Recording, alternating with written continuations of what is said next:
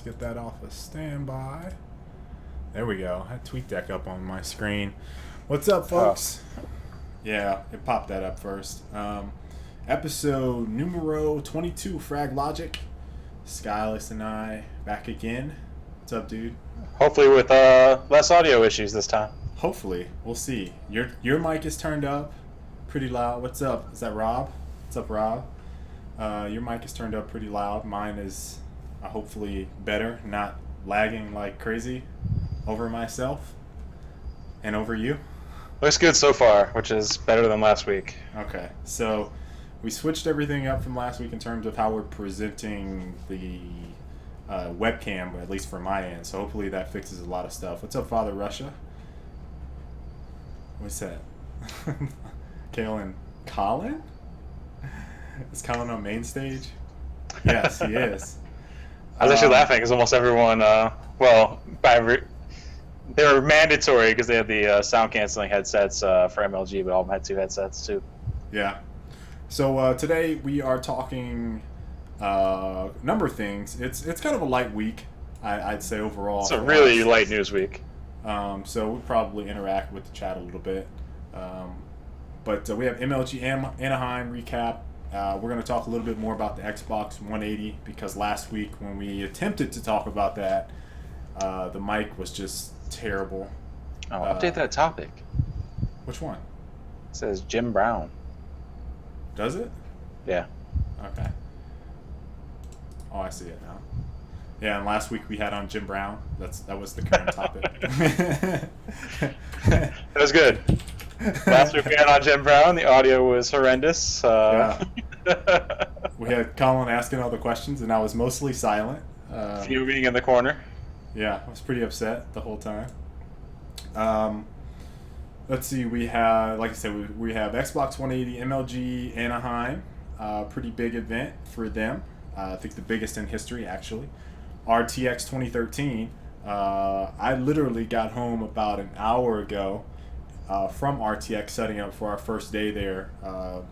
Looks like it's going to be a pretty big event. I think they sold out, and they sold more passes than they did last year, so I'm expecting a bigger turnout. We have Don Mattrick leaving Microsoft for Zynga. Colin put in there Rise of the Triad. I still didn't watch that trailer. I needed to do that. Seriously. We could put it into the YouTube playlist. You could search it. You could do that, and then we could watch it. Sure. And then Ubisoft hacked. That all happened within the last week or so. Yeah, I got that email today. I don't know anything about it though. Yeah, well, I guess that would be our Assassin's Creed stuff, because I can't think of another Ubisoft game that I've made. Is Trackmania Ubisoft? Yes. Shootmania, rather? Yeah. So that probably was what would have got me. Or Assassin's Creed, one of those two. So, let's see here. We have, what do I have up first? Xbox 180, which is the new thing that the internet has dubbed the whole, them reverting their used game and DRM, online DRM policies. We kind of touched on it last week, so I guess we'll just kind of reiterate some things. We talked about the used games, and they talked, or at least they didn't present it well. I think is what you were saying last week, and I 100% agree that they didn't present it well. But I still think that would have been nice to have that option.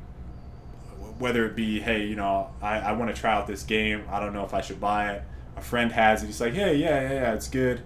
And he sends it to him and shares it or whatever without having to actually send him the disc. You know what I mean? So I don't know if that was progressing further. I know you had mentioned they had like an hour limit maybe on it before it locked you out. It sounds like that was likely the case.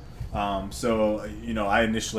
kind of misinterpreted that, and they were very vague throughout the whole thing on that information. So yeah, they didn't say anything about it really. It just showed up as a line on their support page. And then there was a web page that mysteriously appeared on their page, like I think it was like around June 6th or something like that is when it was actually published, stating that information. So it was like, Rabbit Tricks, it's pretty hard for him to ruin that. We're going to talk about that already because Zynga's already in shambles. So we'll talk about that here in a second. But, Colin, I mean, generally, how do you feel about the whole Xbox thing right now? I'm just kind of tired of hearing about it, to be honest. Like, they already reversed their stance on most of the stuff that was shitty, but it still leaves a bad taste in my mouth whenever a company does something that was clearly against what the public wanted, right. And then gets called on it, then they change it. So it's like, I'm not going to feel grateful because they changed it. I'm also not going to be super upset because in the end, I'm buying a product. So I have to look at the products and see which one I want the best. But again, I've already said before, I'm probably going to buy both anyways. Right. So I'm kind of tired of hearing about it in the end. For me, the bigger issue has always been their lack of support for indie developers and self-publishing. I think that's the bigger issue for gamers in the end, is not having access to all those games, which would have come pretty easily since next gen. I think it's going to be a lot easier to develop for both. Right. So, I mean, they're basically just denying people games as a result of that. One of the things that you mentioned, the indie developer stuff, that was still is one of my biggest issues with Xbox right now and Microsoft's online ecosystem and Xbox Live and Xbox Live Arcade.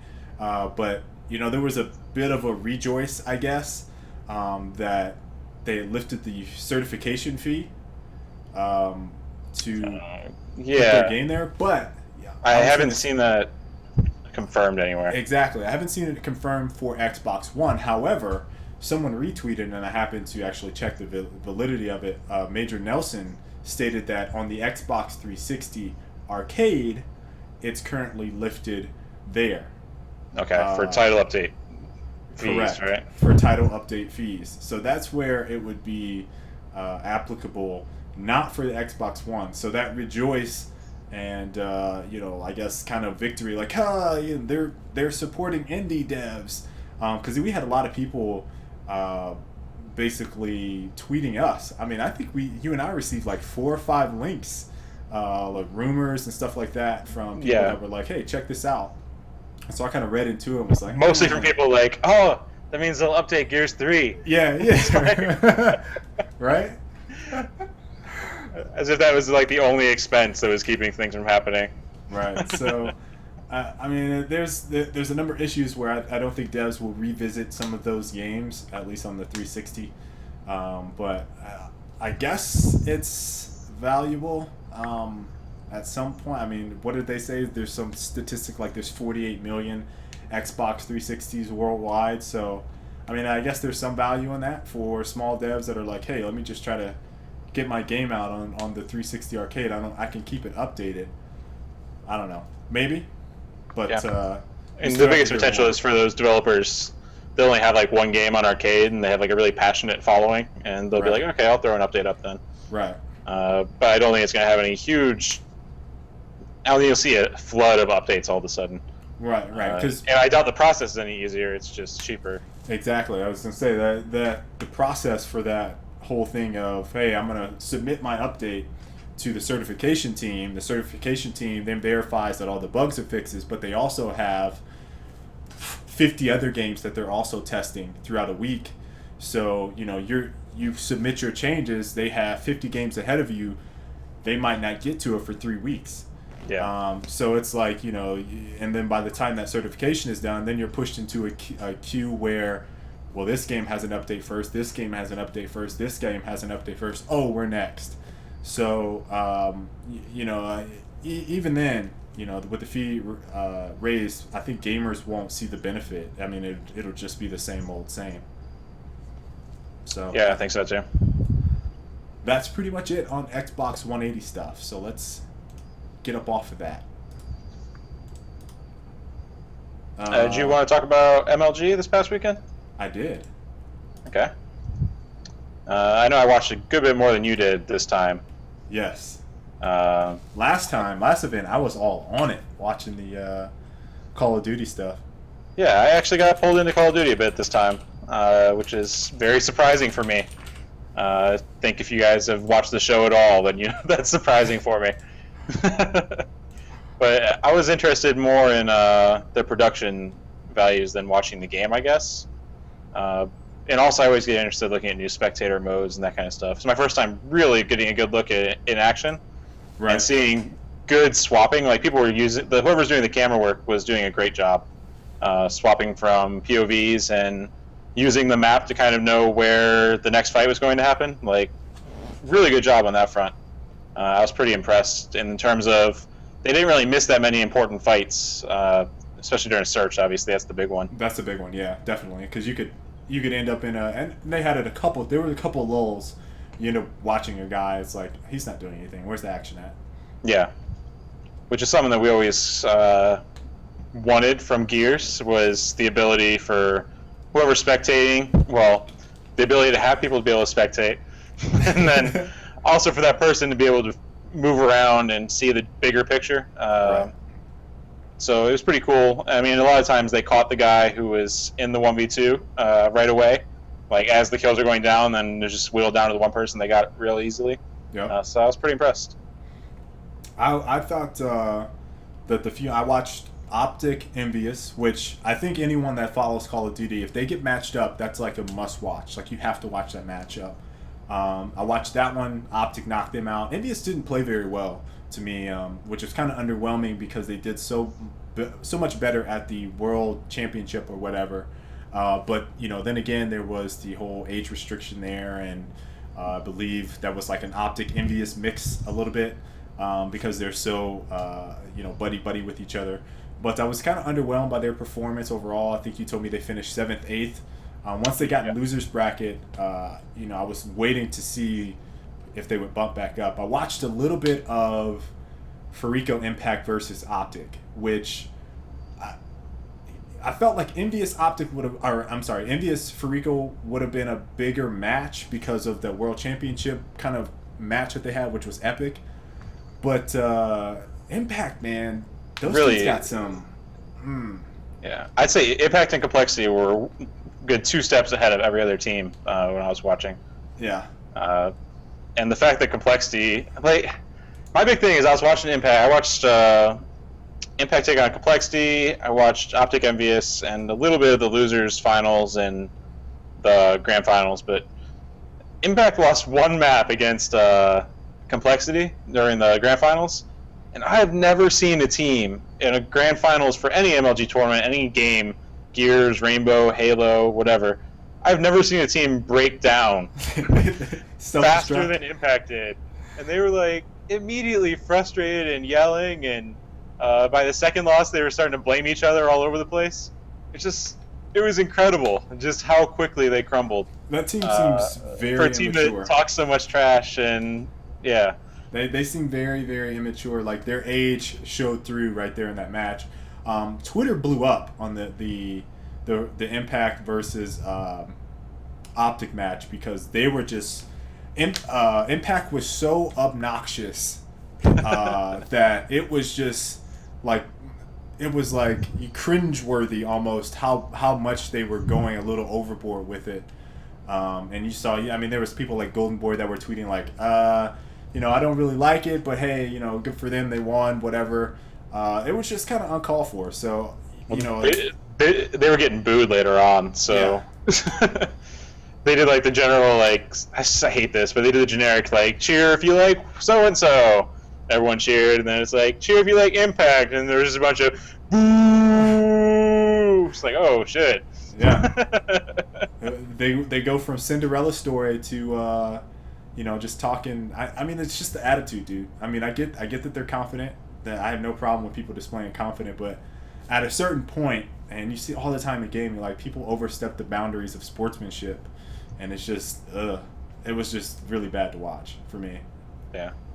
I will say this. I know there's probably Call of Duty people that really hate this, but I think the kill streaks add a lot to spectating.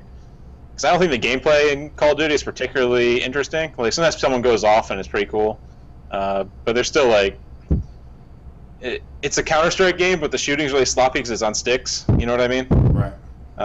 And there's pretty generous amounts of auto-aim and all that shit.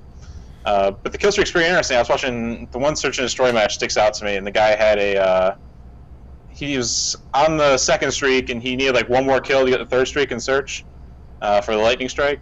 Yeah. And if he had gotten it, it would have been a round win essentially. But he kind of had to play this teetering on the edge where he wanted to get the kill, but he couldn't die or else he'd lose both of his streaks. And he didn't want to use the streaks in a round that they were going to lose anyways. So like several rounds in a row, like someone on his team died, so they were down 3v4, so he didn't use anything. He stuck it out, just waited, trying to get the streak, and then finally someone took him out, and it was like a big swing, you know. And during that time, there was a narrative of he just needs one kill, and then they'll be able to win a round and win the match. So they really follow him around and kind of highlight the tension that if he dies, then they're kind of screwed. Kind of screwed, yeah. Yeah.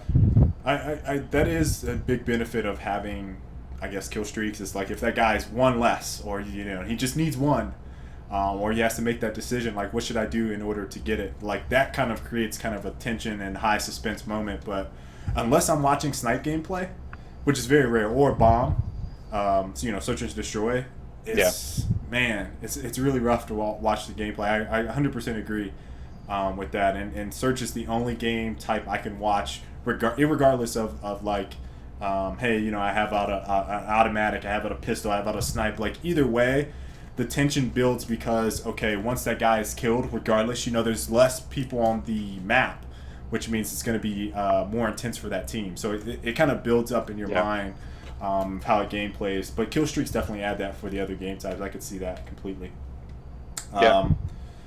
We got League of Legends. I didn't watch any League. I watched a little bit of StarCraft. But I did take the finals for the LCS matches. You have FX Open getting first, Complexity was second, and third, I left that blank. I don't know why. Yeah, that was for the qualifier, it should be noted. Whoever won that won $30,000, I think. That was the amateur tournament. They won $30,000, and then they get invited to the kind of like play-in at the end of the season. Yeah.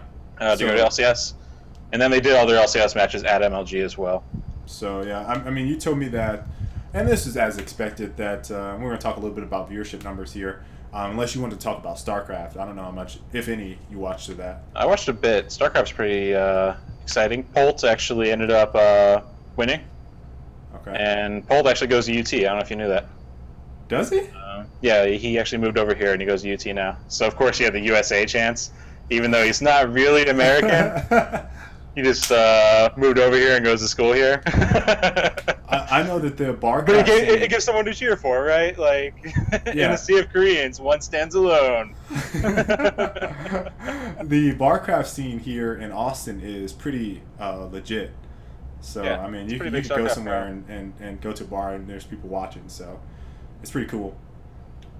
Yeah, so the matches are pretty good. I don't know. I just have trouble getting into StarCraft anymore. I used to watch it a ton, but the matches come down to build order just so often. Like, based on whatever thing the person decides to go counters the other person's thing. Right. So, a lot of the matches end up really boring, in my opinion. The only person that made it fun to watch for me was Day 9. Just because he's so over the top and funny. But I honestly, I've watched very little. And that's pretty much it for the actual. I think PlanetSide 2 was there. Yeah, actually, they announced Battle Island and they did a preview. Okay. Battle Island's like their. I guess I don't want to use the word instance. That might be right though. But it's kind of like a separate thing on its own where there's 5 things to capture. I didn't actually watch the preview. I just read about it. So that's supposed to be like their more competitive version because the population counts will be even. Instead of the current game where you're in the 3 different realms and you can float around however you want. Yeah. So usually it ends up like each server has 50% of the population in that particular realm, and then try to capture the whole thing is what they usually play down to. So yeah, they announced that, but still it's not like a circuit event, as we've talked about before. Right. Which we had, our very first episode, we had the senior art director, P.S. Trey on Twitter is Trey. I don't know his last name. I can't think of it. But, you know, we were talking about PlanetSide going to MLG and what that meant, and was it a joke like it typically, which I'd say at this point in time, I mean, based off of how the game is, you can't really do much with MLG. But the thing that was really funny was, he was like, "Hey, don't worry, it's gonna work. Like we're gonna make like he was kind of subtly hinting at it in the chat, like yeah, it's gonna be legit on MLG." And I'm thinking, there's no way. So I mean, it's an ongoing thing. I think once they go to console, we might see another little boost in them, trying to reignite some passionate tournament players. The other stuff with MLG, were you going to add something to that? No, I don't have anything to add really. Okay. The other stuff with MLG were the spectator numbers. Pretty much throughout the whole weekend, Twitch was absolutely bombarded with, pretty much high viewer numbers. The order, at one point, Sundance tweeted the first on Twitch was League, second was Call of Duty, third was StarCraft. And that's what he tweeted. That's Sundance tweet, not me confirming the numbers, but based off of what you said and based off of what I saw, pretty much, I didn't see League's numbers. 100K for League of Legends max is around that, 100,000 people watching. 70,000 for StarCraft is what you saw. That's what I saw when I peeked in on some of the StarCraft matches, and around 50,000 for Call of Duty. All of those are, by my standards, phenomenal. Awesome. For an MLG event, very, very good. When you think they were about steady too. That was the big thing. Yeah, about the diversity there, and I think we keep kind of hinting at, or we'll get questions from a lot of people talking about what other shooters can get in there, and it's like right now you have to look at that number and be like, can you break 50,000 viewers? And if you can't, like, why are you talking about trying to be, a big, huge spectacle for an esport title? I think that's pretty huge. Other than, after that, I mean, you could say, hey, we can create our own little local lands and do what MLG is, or I'm sorry, not MLG, what the Halo community is doing with ACL, or AGL. AGL. Sorry, AGL. Thinking Austin, ACL. But that's what I'm always really interested to see spectator numbers, specifically for shooters, because that's our passion. Obviously, Frag Logic at the show, there's a Quake gun as the logo. So I mean, we really like shooters, and you got to look at that number and be like, there's not really too much that can compete with that right now. So I don't know what's going to happen next gen, but that's certainly intriguing to see that the popularity there continues to spike. I remember at one point in time, not even a year ago, Call of Duty was getting like half of that, 25,000.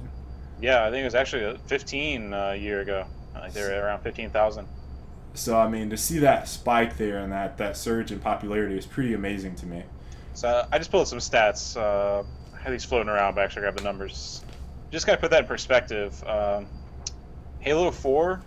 They peak at around 30,000 players daily. Like that's their peak population.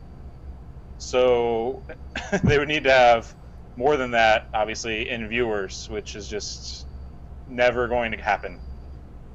Certainly not anytime soon, in order to hit $50,000 viewers for a tournament. And Counter-Strike Global Offensive, according to Steam stats, it peaks around 35,000. They actually had a tournament this past weekend during the MLG event, and their viewers were around 10 to 12,000, I think, when I checked. So, not really even close. Then you consider that Halo 4 is ahead of Gears. Gears isn't even on the chart, right? For the Gears people that watch our show. So, really nothing compares. And I had a few people tweet me like, "Oh, if MLG had only continued supporting Halo or continued supporting Gears, then we could easily be doing 50,000." But I find that unlikely, to be honest. Just looking at the numbers. Completely agree. And one of the reasons that people will not acknowledge is that if you are on, and PC withholding, if you're on one console, and you expect your game to be the shit and everyone to watch it, like you're delusional.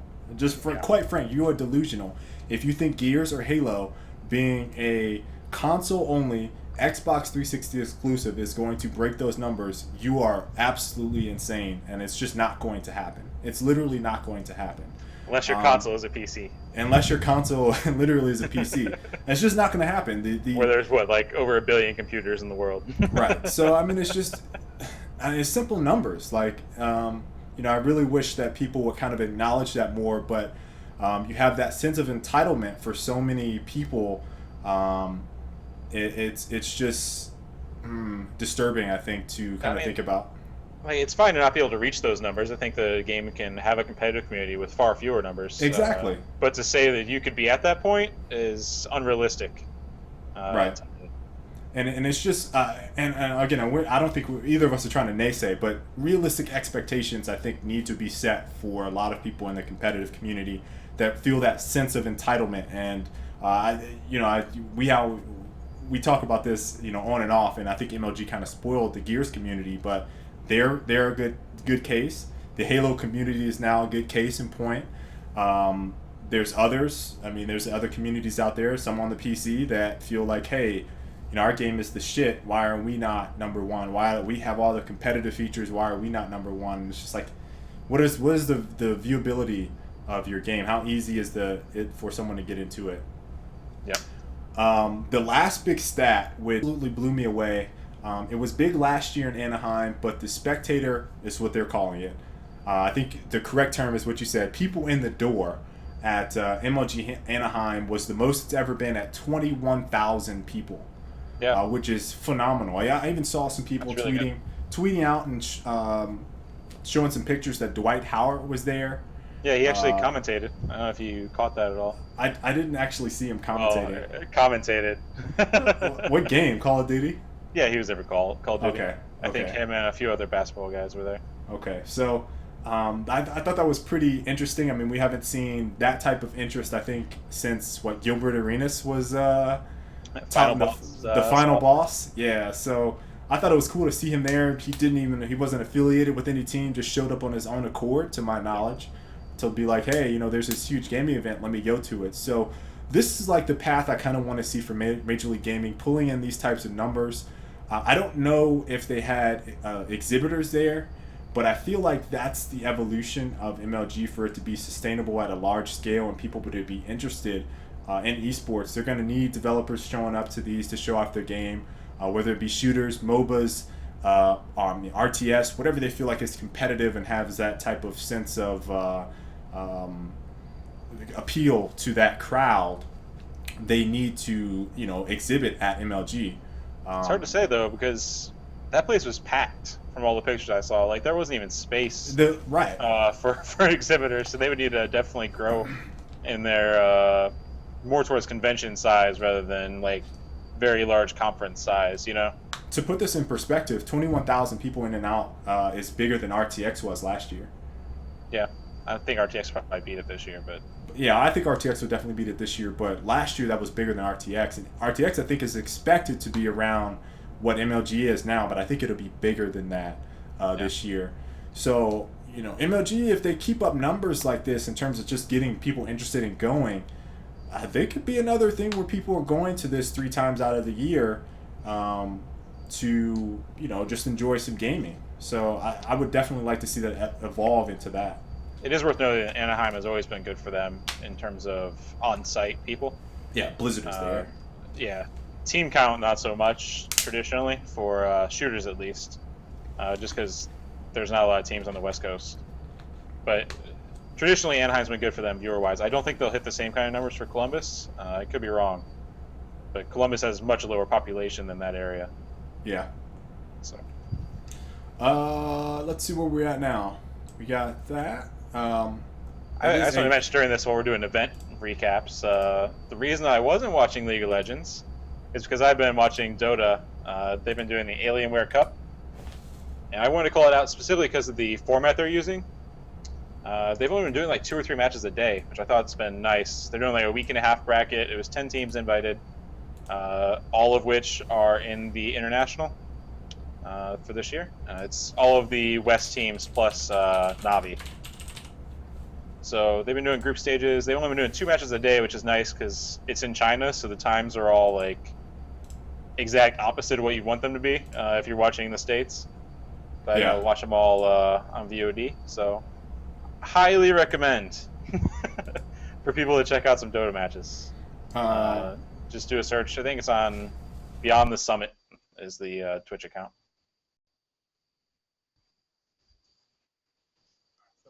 The community topic.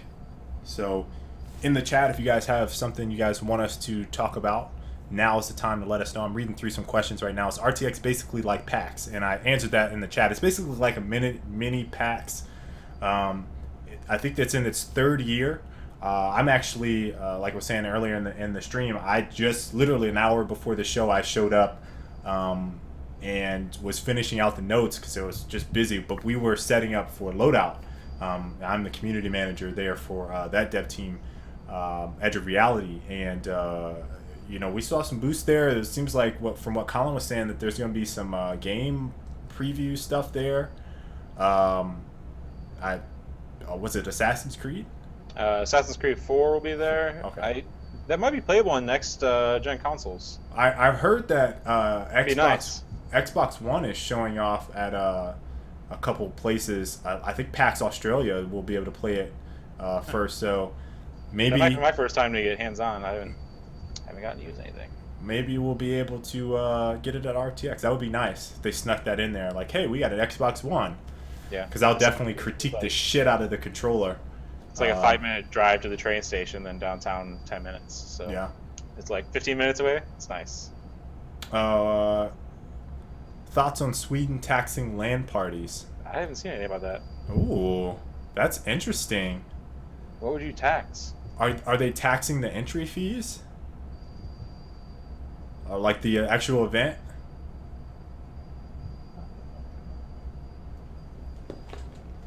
This guy's article.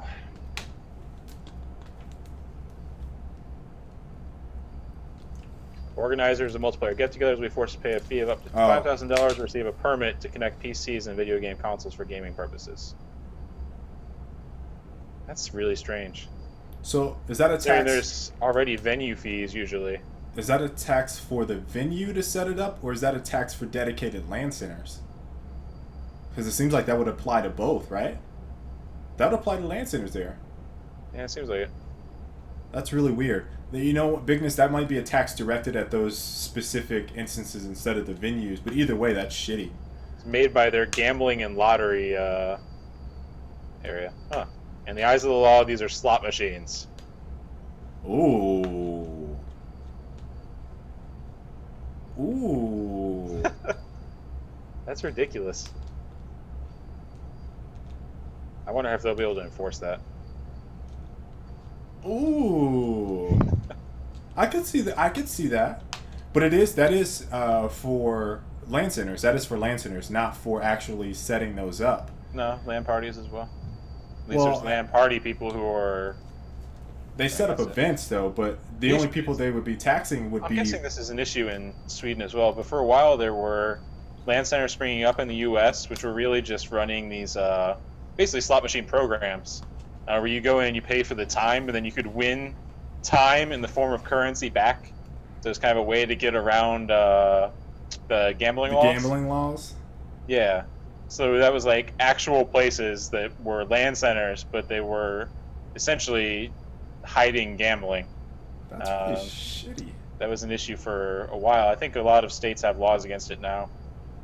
So I'm wondering if that's what sprung this about. Man, people always scamming to gamble, dude. That's why you do a slot machine, man. That's the worst. Just hit the button. Just hit the button and see it if you win. Yo. Were you in Vegas? Yeah. Wait, we went to Vegas, right? I haven't been to Vegas. Dang it. We went to Vegas. This is 2008, and I was hanging out with Hastro at the time. Call of Duty guys. Him and I, Mike, are good buddy of mine, and so we went to a couple casinos, and I shit you not, like, it is stereotypical who you see on the slot machines, like old lady, like with her purse, like a little hairnet or whatever, something on, like old attire, like, oh yeah, I'm gonna get lucky. Like, it's typically the old people that play that, so it's like, hey, whatever, if that's gonna get you money. Do it. Like, that's exactly who was. I saw 3 old ladies just like, and I was like, Mike, look, and he just started busting up laughing. But I thought it was funny. Won't get you money though. It's a guaranteed loss. In fact, listen, we were at one place, and I was a guaranteed loss. I was gonna take a picture of, I tried to sneak it, and I had a guy who's like, I took out my camera, and as I was about to take a picture, this dude comes out of nowhere. Hey, there are no photos allowed in here. Get that camera out of here. I was like, whoa, dude. They're pretty strict about that stuff. Yeah. He literally came out of nowhere because it was just me and Stro, and it was a couple other guys. And so I saw no one around. I saw these old people, and I was just like, I'm going to sneak this picture in. And I took it out. He's like, oh, well, he just came out. I was like, no pictures. I was like, okay, dude. Is the Halo Free-For-All the only competitive event there? I think so. Someone said there's a Smite tournament there in the chat. Oh yeah, that's right. There's a Smite thing, but it's just it's Curse and oh shit, they actually changed teams. Root, which I think is actually with Complexity now. I can't remember. Is High Res gonna be there? Yeah, they're actually doing a panel with Iron Gaming. You might have seen their trailer during AGL. Iron Gaming is right across from us. Really? I think so. I'm pretty sure. They had a really ghetto trailer. It says Dignitas is root. Dignitas, okay. Yeah, they had a really ghetto trailer, so. But yeah, they're supposed to be doing a panel, something about esports, with Iron Gaming and High Res. Interesting. So yeah, other than that, the free-for-all, which they haven't announced there's any prize even, it's just a qualifier officially currently. There's supposed to be more details tomorrow, while they're trying to get all the paperwork finished. We're going to hit up on RTX here in a second, so I don't want to go too much on that. Let's see. Any more? 2 more minutes. 2 more minutes, and I'm going to hit the next topic, which I think is Don Mattrick. No, it's RTX. I looked at the notes. 2 minutes to ruin our segue. Sorry. Did you guys play SOCOM? I played a bit of SOCOM 2, I believe. I never played it. Actually, I'm sure I played it for like 2 minutes at some point. It's not my kind of game at all. I didn't have a problem with SOCOM. I do hear they have a bomb game type. I like how you just squeezed that in there. I did hear that they had a bomb game type. Why doesn't Colin play single-player games? No, you don't. I play single-player games. That's you're lying. You're lying. You know I do. Every now and then. Name 5 single-player games that you've played in the past year. 5? That's a lot. Name 4. Can I count phone games? No. Name 4. I did Mark of the Ninja. Mark of the Ninja. Hold on. Let me open up my Steam real quick. Mark of the Ninja. Let me see. Played a bit of Monaco. I didn't beat it. Was Torchlight this year? Oh, wait, that was multiplayer. Shit, Monaco we actually played as a group too. I didn't play Monaco alone. Legend of Grimrock, that's 2. Oh, okay. Legend of Grimrock, right? Mark of the Ninja. Shit, let's see. Can I squeeze it out? What games do I have? Fuck.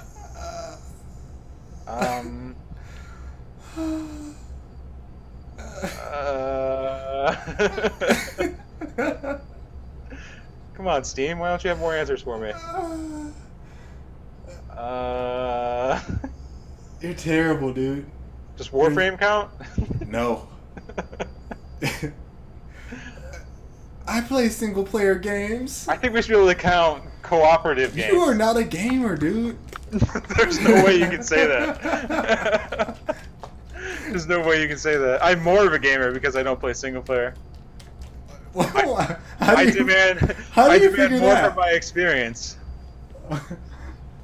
I demand more from my experiences. You are the worst gamer I know. I did a little bit of Walking Dead.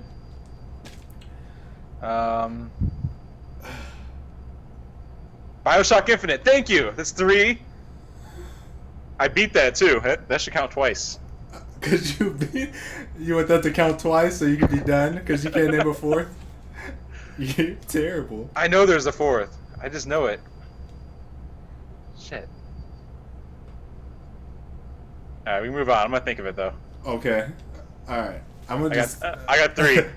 I'm gonna segue into the next topic so that Colin can try to redeem himself with some good discussion on how he loves games. I'm digging through my game list. Hold on. You're so bad. That's almost my exact same list as Rabbit Tricks. I didn't play too many of them. I played Gears Judgment with bots. You didn't play the campaign. No one else is playing. No one else is playing anymore. Does that count as a single player game? That's a bad burn. That's wrong. That's wrong. It's wrong but true. In the worst way.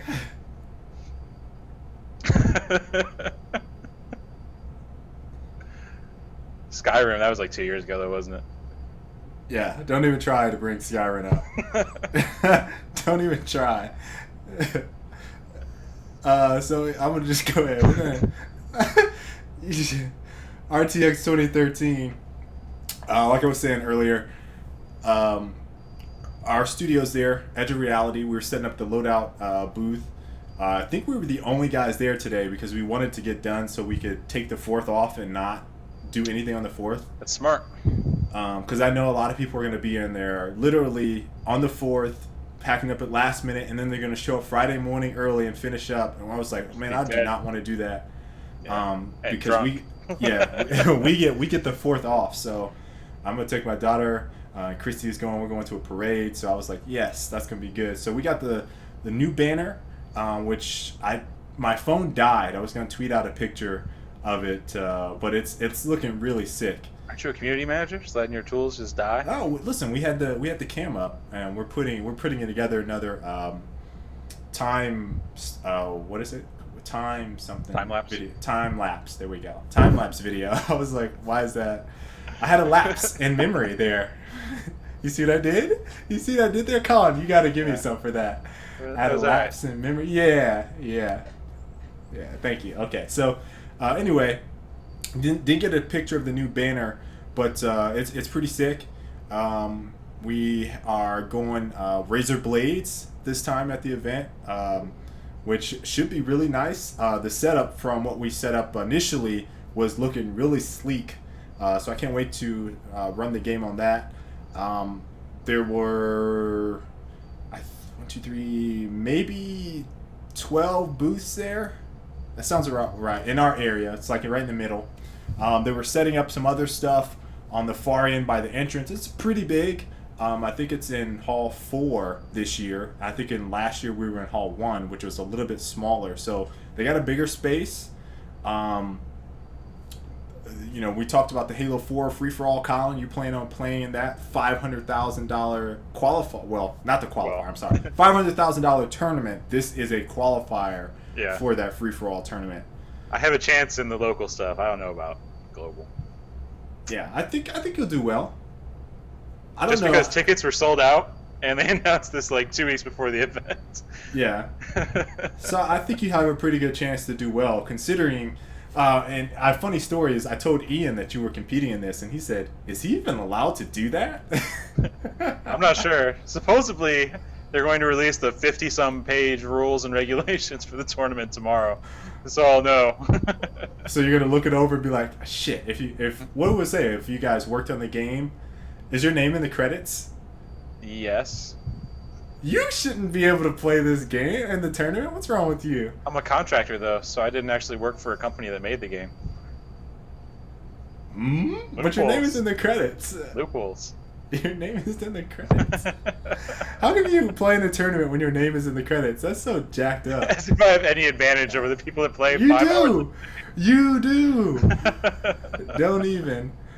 Yeah, Colin helped work on the game. He works for Certain Affinity. Both of us are actually in the industry. Community manager, he's QA.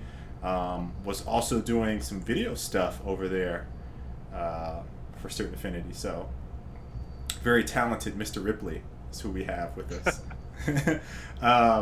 I'm trying to think what else I saw. The picture that I have on my Instagram right now is of the mega stage. They had one set up last year where they held all their panels. They showed off a lot of stuff. I think like main stage tournament stuff is there.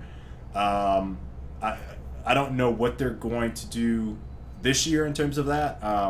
We kind of chuckled, and there's not. I love T2. I love T2, but T2 has a panel about how to get into pro gaming, and Colin and I both thought it was, pretty funny because maybe he played Shadowrun, but I don't think he did. No, he didn't. Maybe he played something else that I'm not aware of, but I don't feel like. He played all sorts of stuff. He did T Square's tips with G4. But he didn't play anything at a competitive level. Like, he can't say that I was pro in 5 games. He just postured and gave Gears tips. You might remember that? I remember that a little bit. But I'm not taking anything away from him. I'm sure he's better than a lot of people. Stupid. Give him that. They know the quotes. It's great. Stupid noob. Oh man, but I don't think that he's necessarily bad at any of the games he's played. But I know for a fact that he can't tout himself as a game pro player. So I think it's funny that he would be giving advice on how to get into pro gaming when in reality it's just how to get into Halo pro gaming, perhaps. And really, he's been there since the very beginning. So he was just competing early and then stuck around with the league through all the Halos, right. So if that's the insight. not again. I'm not trying to take anything away from it. I just think it's odd that he would decide to do that panel, versus I would even say Walshy would be more qualified because I know he's played in multiple stuff. I know not T2, Ogre 2 has played in multiple stuff. I know. And there's about 3 or 4 other people that would probably be better candidates that are big names in at least the Halo community that have played other games at a competitive level that would be worthy of saying, yeah, I can totally give you some advice on how to get into, competitive gaming, pro gaming. So I'm going to listen to what he has to say. I'm going to probably critique a little bit of it. We can talk about that next week, but should be pretty cool. Yeah, the Insanes were pretty. There's a lot of candidates that would be very good speakers for how to get into pro gaming that played a lot of different games and did well in them, that aren't just wrapped up in one game. So I think that'd be pretty interesting. Some other stuff, Colin. I've just been rambling on because since I was there already, so I got to see everything. I don't want to spoil some of this stuff with who's there, so I'm going to keep my mouth shut on some stuff because I don't think it's supposed to be public knowledge yet unless there's an event of who's all up. There's not much revealed on their website at all. Okay, so I'm going to keep it pretty hush-hush then.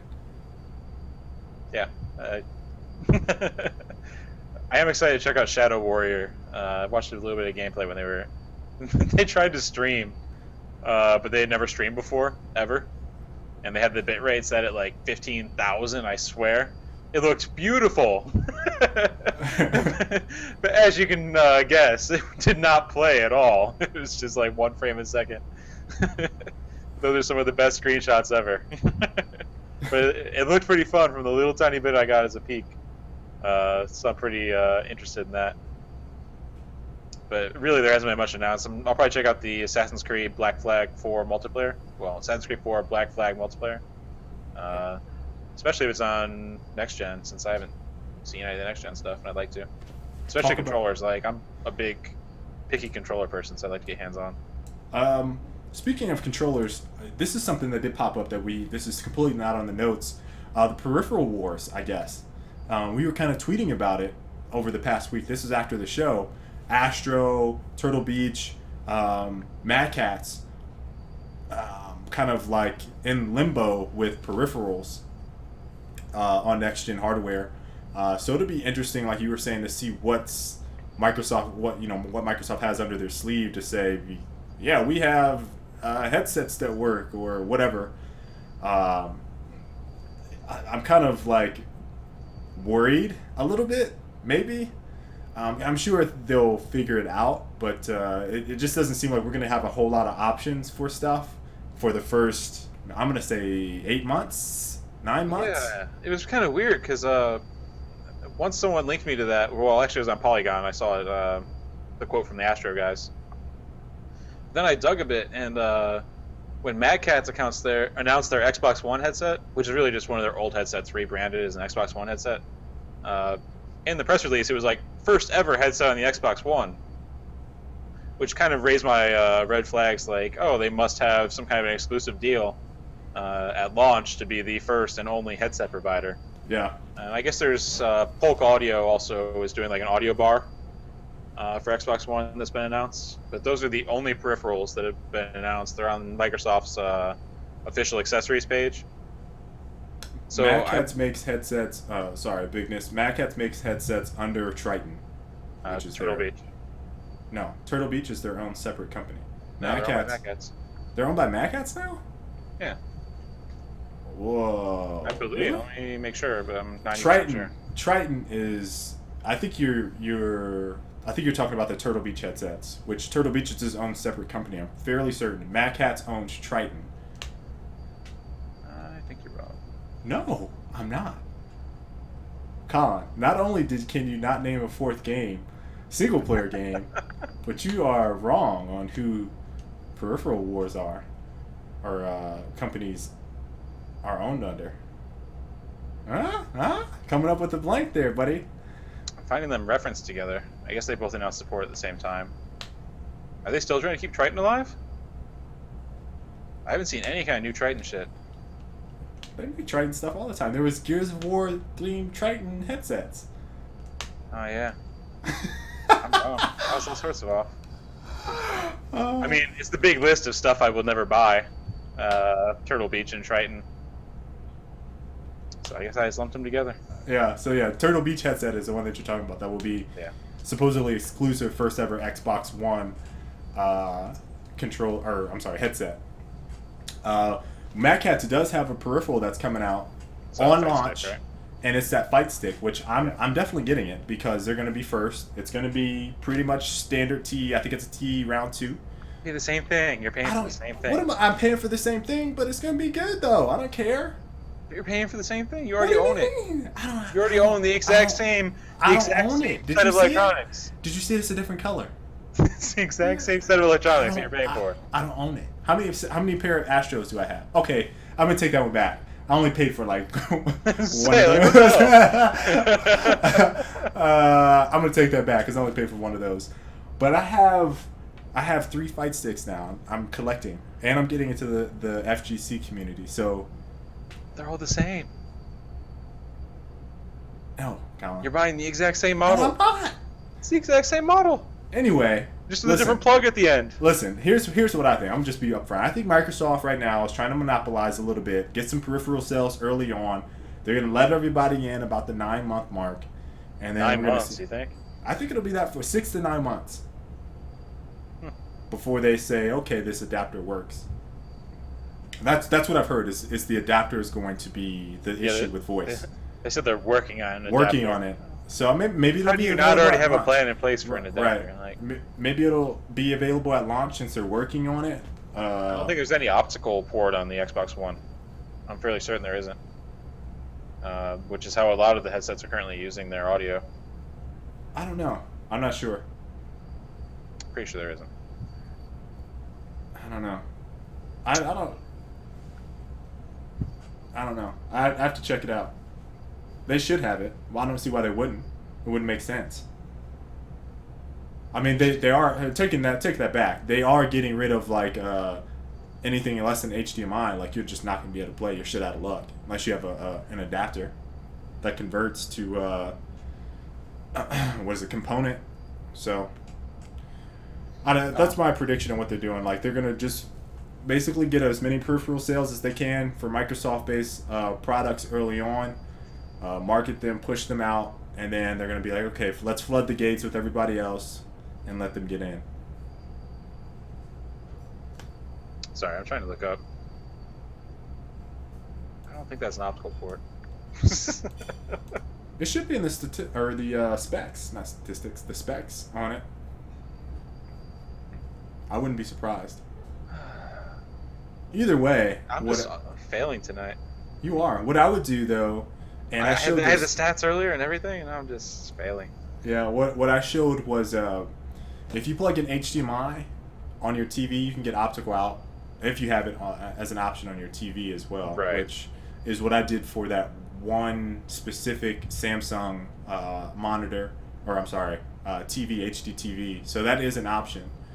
But I don't know, peripherals are kind of one of those things where I definitely know I won't want the Xbox One controller. So that's where I'm most interested in what is released third party. I'm Whether wrong again. Fuck. Razer steps up, or yeah, you're just terrible all the way around. Just wrong all day today. It says Whether, digital optical audio output. see, why wouldn't they have it, Colin? It just it doesn't even make sense not to have that. Why wouldn't it work with the Astros then? It's the voice, dude. It's the voice. Oh, it's the voice chat. Yeah, that's what Astro said. They had a blog. It's their stupid voice thing. I can't believe they're still using that. The 3.5 millimeter or 2.5 millimeter. Yeah. Like, why are they still using that? Bigness. You see Bigness in chat. I'm taking my talents over to Zynga. Yeah. Which is funny segue. because I started at Zynga. I worked QA at Zynga for a little while. let's segue. Don Mattrick leaves for Zynga. Taking my talents. WTF.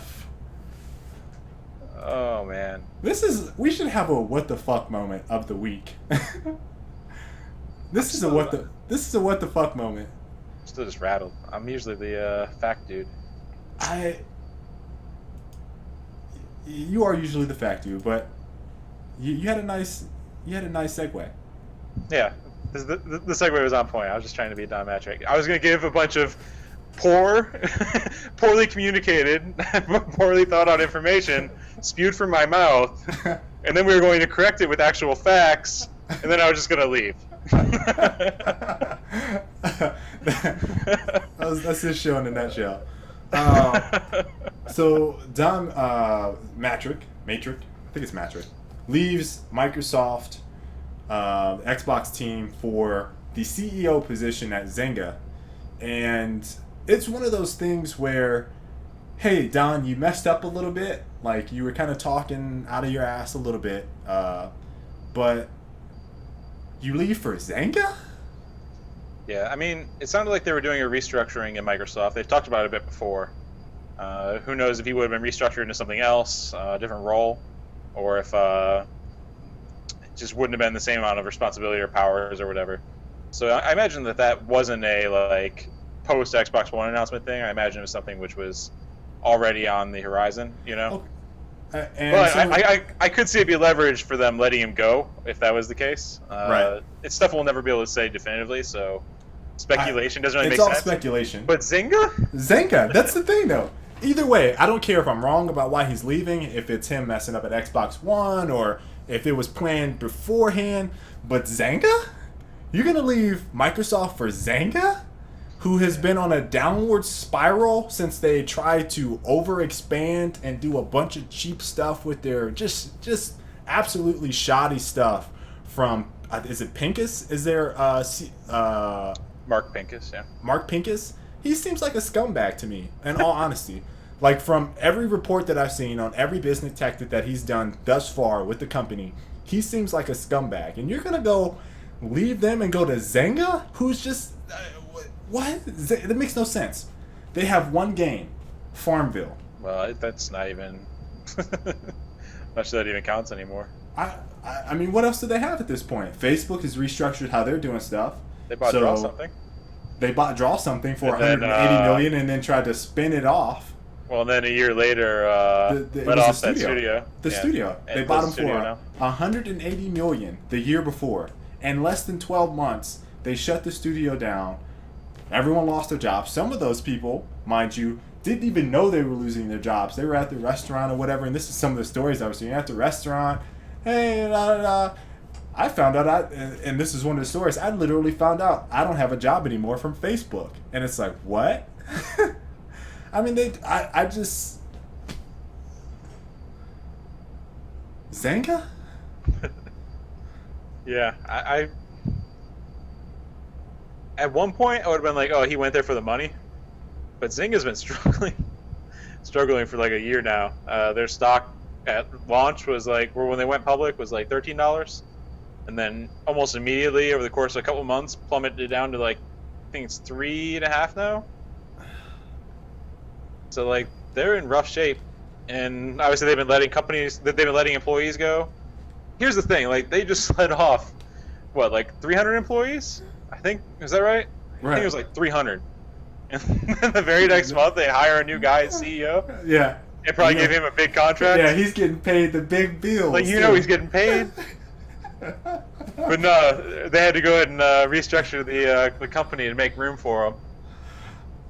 Like, come on. I imagine that his salary is probably really close to all those employees combined. Because it was mostly developers, you know what I mean? Like, Zynga though? Oh man. Come on, Don. Come on, Don.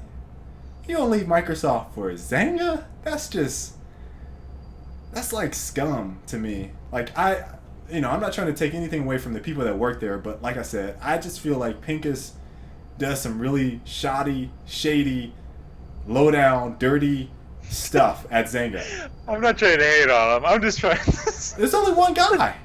I said I'm not trying to hate on the company. It's one guy. Yeah. I personally think it's just in over his head. And he has been for years. I mean, it's clear. Like, I don't feel like they had a very good plan going in. They were just on that bubble. Yeah. The Facebook bubble. And that's all they had. The Facebook games in general have started a sharp decline towards mobile. Right. So, I don't know. Maybe they'll come out with something over the next, 5 years where they'll turn everything around. They'll be like Apple. Who knows? Maybe Don is Steve Jobs reincarnate. I've heard him talk. You might remember the quote about Xbox 360 being for people who. Hey, we have. If you don't have an internet connection, we have a console for you. We have a console for you. Xbox 360. Yeah. So that's all I got to say about that. That's our rant moment of the show. Yeah. So now it's gonna be Steve Ballmer currently heading up for Xbox, which isn't any better. I mean, I imagine he's not really doing anything. He's not. He's just gonna be answering any big questions that are before launch, but it should all be pretty solidified by now. If you want to play games online, we have checkers. Yes. Yes, Exonaut. That is hilarious. Oh boy. So you got Rise of the Triad. Can we pull that up? Yeah, let's watch the trailer YouTube? together. Do you need the link? I need to switch the screen around. Hold on. We're doing a trailer switch, so I'm gonna change the layout. That's the trailer switching sound. We don't have fancy sound effects. We're ghetto over here. Frag Logic. Do things the ghetto way. Let's see what they see on screen. Okay. So I need to just drag that window up a little bit. I need to grab this link. Where's the link at? It's in chat. Chat, okay. Fuck it, we'll do it live. Do it live.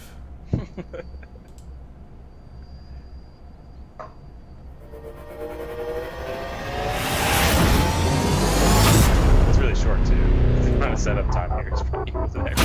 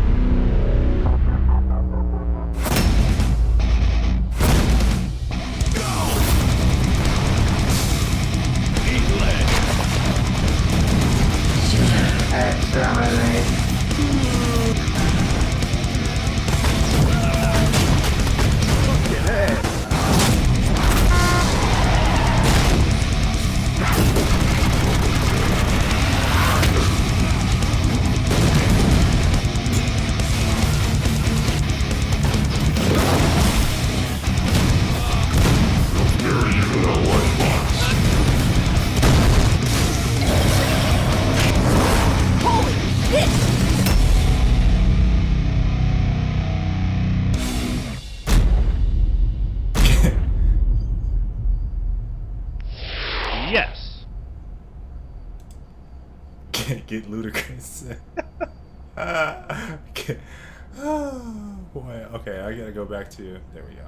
The trailer doesn't do it justice graphically. It doesn't. It actually looks a lot better in motion.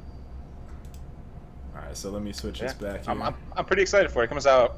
The reason I had it in there is they announced a release date of July 31st. It's only $15. Why is the camera all funky now? Punked it up. Hi. All right, let me figure out how I can fix that. I think it froze me. No, you're moving. You just showed up. It's just the windows are up. Huh. That's weird.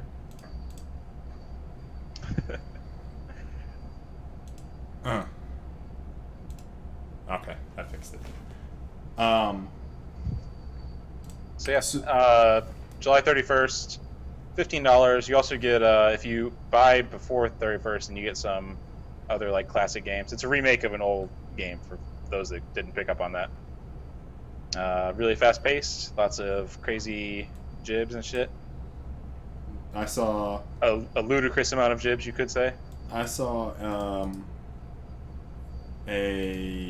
what looked like a ripper. Yeah, their weapons are really unique, actually. They're like all of them are way over the top, just completely over the top. And 20 stage campaign in addition to multiplayer. Yeah. And the campaign you actually play as 4 different characters too, which have different abilities. I'll definitely give it a whirl. Yeah, I'm looking forward to the multiplayer. Even it's the first arena shooter to release in a while. Prey. No, there's Is there Quake anything Live. after Prey? Quake Live. I don't think you can count. Are Quake you Live. not gonna Quake? You're just not gonna count it. I don't think you can. I don't think you can Quake Nexus? Live. There Nexus. we go. There you go. I forgot about Nexus. Nexus. Poor Nexus. Shoot Mania? You have two guns. Two guns. It Two is guns really- does not an arena shooter make. It's really hard for me to call Shoot Mania an arena shooter. It's hard to it's call just- it a game. It's just fast paced. Like, it takes Quake and then changes some rules around. It has arena movement. I wouldn't say it's. I guess it's an arena game. Whatever. It's a quick twitch. I'll give you it that one. I don't think it counts though. And UT3? Yeah. 2007. Yeah, that was after Prey. Yeah. Okay. It's the first one in a while. Yeah. Either way, it's the first one in a while. And it's a true old school arena game. What I picked up is the game speed looks really fast. Yeah. Like really fast. Almost clumsily so. Yeah. I did like the eyeball animation when he blew someone up and the eyeball splattered on the screen. That was pretty funny. Did you see the gun that fired a wall of fire? I didn't see the wall of fire. I saw the rocket launcher. It's like just several variations of a rocket launcher. There's some other stuff where it was just too fast for me. I have to watch that trailer like 3 or 4 times, clip by clip. Yeah. It's just the, like one mess in my mind of like. And that heavy metal soundtrack. More games need heavy metal soundtracks. I don't think so. I'm serious. More games need heavy metal soundtracks. Speaking of, because this is definitely going to be a game for the hardcore players, we have a quote that you wanted to read aloud. Is that the segue? That was a really weak segue. Really, I tried. Really weak segue. I tried. Okay. I tried. So, in unrelated news, I have a quote. There's an article on Polygon. I think it was actually referencing an article somewhere else. I should probably give credit to that. It's from VG247. Or no, Memorpica. MMORPG.org or .com. So they did an article with Mark Kern. He is the studio lead and founder of Red 5, who you might know from working on Firefall. We've talked about him before on the show in relation to their kind of esports efforts. He also worked on World of Warcraft, so he kind of knows his stuff when it comes to MMOs. The article is interesting because of a couple quotes. I'll put it in chat real quick. So he's talking about World of Warcraft and how they kind of made everything really easy to understand for new players, from all the way down from the interface to the quest to leveling. That was like their whole direction, was make it easy for new players. And he thinks that, according to Kern, lowering the difficulty curve affects the sense of achievement players can feel. Kern says that dropping the bar ultimately loses the journey in between, which should make the experience fun and rewarding. In turn, this lowers the quality of work developers pump into their games as well. Since these quests are so easily and quickly accomplished, Kern wrote, the developer is not motivated to spend any time creating rich quests or events for the players, since they'll only be done once and discarded in the blink of an eye. Developers have no choice but to rely on Kill 10 Rats, FedEx, or Escort for nearly every quest, and to do so with the least amount of work possible, lacking in depth or story. It's simply not worth it to do anything anymore. Would you agree that that's a pretty good assessment? The funny thing is, like, this quote, I was telling you about Marvel Heroes, which, if anyone has watched my stream lately, that's the game I've been playing. Everyone on the forums wants their character to be beefier and survive longer and be more powerful and just make the game easier. And don't get me wrong, I get that it's not rewarding, I think, when you just die over and over and over again, but that one time that you don't die and you actually accomplish whatever it is, whether it be in a party or by yourself, you're like, man, I had to work my ass off for that, and it feels good. Yep. It's one of those things where I could definitely see where he's relating to, because you have all of these people screaming like, oh, this needs buff, this isn't good enough, this is too hard, I can't survive, I can't do this. And it's like, man, like, I get it. At the same time, it's like, I don't know. It's a tough genre to kind of tune according to, who is paying, paying to play your game. I mean, I think I personally feel like if you... It's not the point of the sale anymore, it's keeping them past that. Right. I think that for MMOs specifically, like, they're so far behind World of Warcraft that if you were going to play an MMO, like, you'd just be competing with that. I mean, it's just, I don't know if I could put it any other way. We were talking about this at the studio like 2 weeks ago or something like that. It's like World of Warcraft has everything. Not only do they have everything, but they have more content than your game is going to have on launch. So if you were a new player and you absolutely just had to try this game, odds are you would be done with it and back on World of Warcraft with all your buddies before you even, set foot on another game. But, not to say that, people can't keep trying or whatever, but I don't really see the point. And that's the bar right now. It's like, is my game going to be more popular than World of Warcraft? Yeah, I do think the general message there is that currently games are favoring easy tasks, and then they just kind of give you a reward at the end, and you feel gratified because of the reward, but you aren't actually doing anything to get to that. I think that actually applies not only MMOs, but also to kind of the shooters. You look at Call of Duty, you play a bit, basically, and then you level up and you unlock something. That's kind of been it's led to a lot of games following that same design, where the gameplay might not necessarily be rewarding in the sense that you don't feel like you're working towards an objective. You're just kind of playing, and then at the end it gives you a little reward, and you're like, oh, okay, I'm going to go to the next one. I think that kind of applies to most games currently, in the sense that there's not really a difficult task to go for anymore. I don't know if there were before. I mean, I guess in the past it's been being the best. Like the best, being the best in the server was the goal in the old games. Like, I don't think that's necessarily the case anymore. Which, mixed feelings. I have mixed feelings because obviously I want people to enjoy their time from a dev side. I want you to enjoy your time on the game. At the same time, from a gamer standpoint and perspective, maybe this is just age or whatever. Maybe we're getting to that realm where it's like, man, games are like they used to be. Their games are not like made how they used to be. We didn't have all these kill streaks and stuff. Like, if you weren't good, you just weren't good, and you had to practice. And people just don't like putting in time. So, I don't know, mixed feelings. Yeah. Last thing, Ubisoft was hacked. Very minor here. I think this news leaked this morning. Leaked was Leaked. They sent an email out to everybody. Released this morning. Yeah. Hacked. I didn't see if there was an official reasoning behind it. All I know is if you're watching the show and you don't know already, you need to check your Ubisoft stuff and change around some passwords.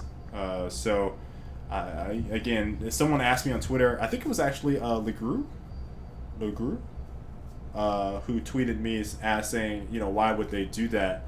And I just think it was one of those just cause. I can do it because I'm a hacker and that's what we do. This is fun. Give me the challenge, and that's what I'm going to do. I don't know. It builds like a hacker resume of sorts too. Yeah. It's really difficult to tell. So I can't speak to that though. I can't really say I'm too surprised here. I mean, I'm waiting for happening everywhere. Like, as much as I hate to say it, like you should have a different password every site you go to. Like, I don't follow that rule personally, but really, like, if you want actual security, you almost need to nowadays. Just seems like every site has been hacked at some point. Twitch publicly, at least it might be internally it was different, but publicly they said that they weren't hacked, but they made us change our passwords. Yeah, they had some weird server issues. I think it was or database issues. I don't know. So your passwords were exposed through something that happened. Yeah. And in most cases, when your password leaks, it's an encrypted database, which is insanely time consuming if they want to get any of those passwords anyways. Obviously no password's completely safe with encryption, but regardless, it'd be crazy time consuming for them to de-encrypt them all. Yeah. And in this case, Ubisoft says that their passwords are encrypted. Gotta take the word for it. And change your shit. I don't even know what I'm just gonna log. I'm gonna go to Ubisoft and just check out what I have because I don't even know. I don't have too many games that I play. I know I was in there for Assassin's Creed for that tournament. I'm trying to see if we missed anything. I thought there was. Oh, the one quote that we missed real quick was Sundance about the Columbus event.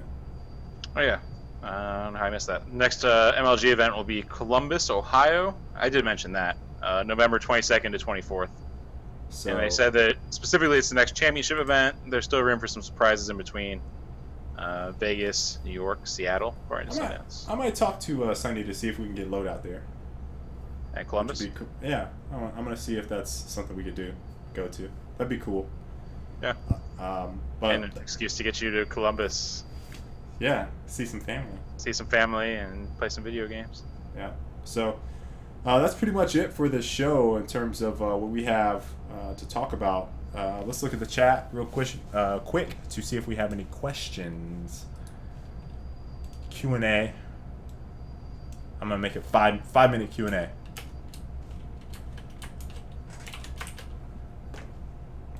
Any questions for today? You excited to watch Evo in 2 weeks? Yes. Is that 2 weeks? It's not 2 weeks. It's this week. Is it this week? It's this weekend. Really? It's the same weekend as RTX. I'm pretty sure. You sure? I'm pretty sure because Ian is very pumped up to watch. If you're missing it? If it's not this weekend, then I get to watch it. But according to Ian, he was like, dude, I want to get out RTX so quick. I'm not even going out clubbing this weekend. I'm watching, it sounded so nerdy. I'm watching Evo. It's not this weekend. He's wrong. Okay. It's next weekend. All right. Well, we're good then. I don't have to worry about it. I'm looking forward. Actually, watched a bit of CEO. I forgot to mention that this weekend. Did you watch any of that? I didn't. I thought you were getting into the fighting game community. I didn't watch. Dude, I've been busy playing Marvel Heroes. I thought you were getting into the fighting community. I play a lot. And I play Street Fighter now a lot. Not even going to watch the big tournaments? Messed up. Xbox One whooping PS4 in sales now? Is it? In pre-orders? I haven't seen anything. I haven't seen any pre-order stuff. Although, I will publicly say, I don't think I've answered some questions now. I went ahead and pre-ordered my Xbox One on Amazon first. Oh? I did. So there's the question that everyone has been asking me. I never answered the question. I don't play single player games. I just I have trouble sitting down through a single player game for the entire thing. Like, I end up losing interest pretty easily, and if I have to do something twice, I doubly lose interest. Like, I'm probably the worst platformer gamer ever, because I'll die like once or twice, and that's it for me. I've seen it firsthand. It's pretty bad on some games. That's why it's remarkable that I finished Mark of the Ninja and enjoyed it. It's very rare that I can make it through a platformer, and it needs a really good story to engage me. Do you even have a choice? Yeah. If I lose a save, like a save file dies, even like an hour in, I'm completely done. You're done? But some series, like I played the God of War series. I haven't played the most recent ones. I don't have a PlayStation 3. But I like the God of War series a bunch. Mass Effect I played. Skyrim. Like, I play some single player games, but it's only the ones which particularly capture my interest. And usually it has to have like a deep story or some kind of interesting gameplay mechanic. Do you even have a choice to pre-order the X-Bone? I'm calling it X180 now. Xbox 180 instead of X-Bone. Or both. But I don't feel obligated. You know, I like mentioning this a lot. And Colin is the same way I would say. I don't really have a loyalty to any specific system. I started off playing Nintendo, Sega, then I had PlayStation, Nintendo 64, then I had Dreamcast. I mean, I just had so many systems growing up that me saying, oh, I'm going to be loyal to these guys when XYZ has better games, I'm more about, hey, where are the games at? So I can't really say I feel any obligation to pick up an Xbox. Why be loyal to a company? Like, what has Microsoft ever done to cater specifically to me? You know, like, the only way that I would ever be super loyal to a company is if they like went all out supporting esports. Like, 'cause that's my passion, you know, is competitive gaming and esports. So like, that's the only way that I would ever end up supporting a company from a loyalty standpoint. But still, I might buy other people's products. You know, like, it's not like not like I'm gonna keep myself from buying something that's cool because of that. Yeah, so I mean, I've never been into the fanboyism, so I can't really say I feel any obligation. And I honestly feel like even though I'm getting an Xbox One, I probably won't play it a whole lot. I'll probably be playing PC significantly more. Yeah. There's a couple games that I'm going to play, but I don't see myself going head over heels for it. Oh, Destiny. Yeah, that's the one I'm going to be sinking a lot of time into. That's why I'm more of a fan of games than I am of systems. Like, if there's a good game that's out on one system and I happen to have it, then I'll probably play that system for a while on that game. PC elitism? No.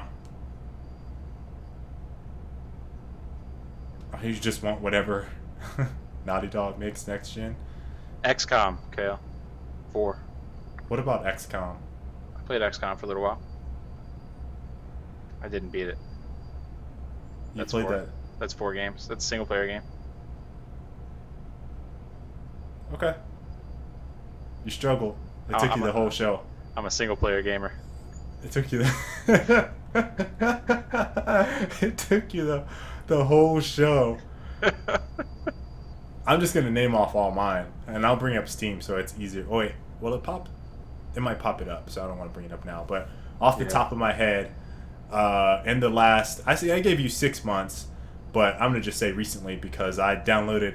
This is how much of a single player dude I was. I played Sleeping Dogs on Xbox, and then in March, for whatever Steam had a sale, I ended up getting it on PC, so I played that. I played Call of Juarez most recently, Gunslinger, which was pretty damn fun. Colin, I honestly feel like you would like that game. You need to play it. You liked Red Dead Redemption. Yeah. You need to play the game. Let me see. Far Cry 3. what else came out that I got? Darksiders 2. That was in August of last year. And there's some more single player games that I'm playing. I have to have my Steam thing up so I can look at it. But way more than Colin. But you're still not a huge single player guy. More multiplayer. Way more than you. I can at least am respectable. It's alright though, because the amount of multiplayer games I play blows away 90% of people. No, more than that, probably like 99.9 percentile. Yeah. I think I actually did the math the other day, and even I wouldn't consider like MOBAs my main genre, but I've played, I believe it was like 1,500 games of League, 700 games of Smite, and 300 some games of Dota already, across all three of those. Dang. So, wow, pretty well versed. I just don't play lots of single player. The MOBA is just, I can't, it's still really hard for me, except for Smite. Just too newbie. I'm not newbie. Don't have the right mindset to improve. Oh, get out of here! Listen to you, trying to flip the 180 on me for this show. No, you were the terrible guy all night. Mindset. But yeah, I'm pretty much. I don't see anything else for the show. Questions kind of died down a bit. People talk about games. Any good free-to-play FPS on the PC? We did this for one show. Let me just knock this out real quick. Then we can close the show. Was that your bat swing? Yeah, that was my. Oh, okay. That was my Ken Griffey. Okay. Not quite as graceful though. So let's see. Free-to-play shooters on the PC. Check out Warframe, PlanetSide, Quake Live, Blacklight. I think that's all the big ones. Loadout. Yeah. We're not in open beta yet. I was say it's not open beta. We don't count yet. Not technically free yet. Firefall is going to open beta real shortly. I recommend you can play third person or first person, but they have a pretty good multiplayer component. You can just do multiplayer. You don't have to do the MMO portion at all. Warframe has 1v1 PvP.